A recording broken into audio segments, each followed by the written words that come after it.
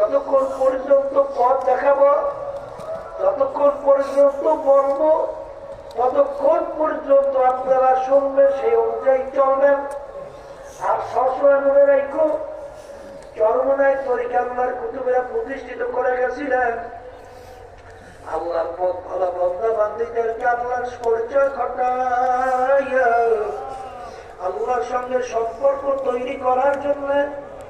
কিন্তু বাজার যারা এখনো চরমনাইকে পছন্দ করতে পারেন নাই হইতে পারে, কিন্তু বাজার দিনের দিকে তাকাইয়া ইসলামের প্রতি আন্তরিকতা মহব্বত রাইখা যদি চরমনাইয়ের মাধ্যমে কিছু বেনামাজি আল্লাহর বদলে নামাজি হয়, যদি কিছু পথদিন দিনদার হয়, কিছু খারাপ মানুষ ভালো হয়, আল্লাহ রাব্বুল আলামিনের হুকুম বসো, তাআওয়ানু আলাল বিররি ওয়াত তাকওয়া ওয়া লা তাআওয়ানু আলাল ইসমি ওয়াল উদওয়ান।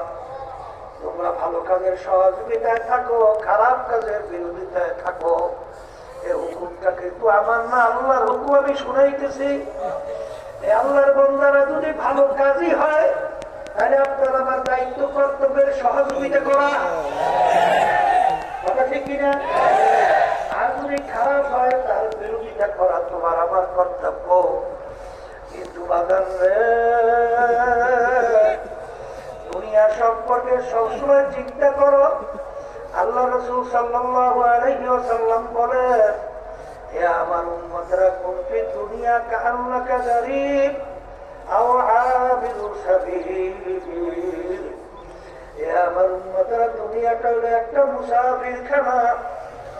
রাস্তায় পথিক চলতেছে, রাস্তায় পথিক মুসাফির, সে কিন্তু ওইভাবে স্থায়ীভাবে যেরকম থাকার অবস্থা এরকম কিন্তু থাকে না। বাগান মুসাফিরের চলার গতি আলাদা, স্থায়ীভাবে চলার গতি কিন্তু আলাদা। এই জন্য আমার বাগানদেরকে বলবো, আল্লাহ রাসূল সাল্লাল্লাহু আলাইহি ওয়াসাল্লাম বলে, দুনিয়া হলো মুসাফিরখানা, আমাদের আসল জায়গা হলো, গন্তব্যের জায়গা হলো বেহেশত। তাহলে এই মুসাফিরখানা রাস্তার পথি চলার ব্যাপারে সবসময় খেয়াল রাখা লাগবে যে এটাই আমার স্থায়ী জিন্দিগি না, আমার এই স্থায়ী জিন্দিগি বেহেশত, যেখানে শান্তির জায়গা শুরু আছে আর কোনদিন শেষ নাই। এই জন্য বাজার আল্লাহর ওলিদের ইতিহাস পড়লে দেখবা, শান্তি গুরুম্মদ আশরাফ আলী থানভী রাহমাতুল্লাহ